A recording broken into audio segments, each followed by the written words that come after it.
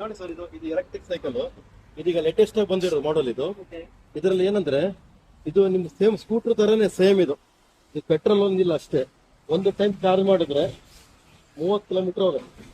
Super ಆಗಿ ರೋಡಲ್ಲಿ ride ಮಾಡ್ಕೊಂಡು ಹೋಗ್ಬೋದು. ಎಷ್ಟೇ ಟ್ರಾಫಿಕ್ ಇದ್ರೆ ನಿಮಗೆ ಆರಾಮಾಗಿ ಹೋಗ್ಬೋದು. ಈ 4 ವೀಲರ್ ಅಲ್ಲಿ 2 ವೀಲರ್ ಆಗ್ತಲ್ಲ, ಇದ್ರಲ್ಲಂತೂ ಬಹಳ ಈಸಿ. ಆರಾಮಾಗಿ ಹೋಗಿ ಎಲ್ಲಿ ಬೇಕು ಅಲ್ಲಿ ಹೋಗ್ಬೋದು ನೀವು. ಆಯ್ತಾ, ಇದ್ರಲ್ಲಿ ನೋಡಿ, ಇದರಲ್ಲಿ ಬಹಳ ಈಸಿ. ಸ್ಟಾರ್ಟಿಂಗ್ ಇರ್ಬೋದು, ನಿಮಗೆ ಗಾಡಿ ಬಿಡ್ಕೊಂಡು ಹೋಗೋದು ಎಲ್ಲದು ಉಂಟು ಇದರಲ್ಲಿ. ಆಯ್ತಾ, ಇಲ್ಲಿ ನೋಡಿ, ಫಸ್ಟ್ ಸ್ಟಾರ್ಟಿಂಗ್ ಇಲ್ಲಿ ಉಂಟು, ಸ್ಟಾರ್ಟಿಂಗ್ ಬಟನ್.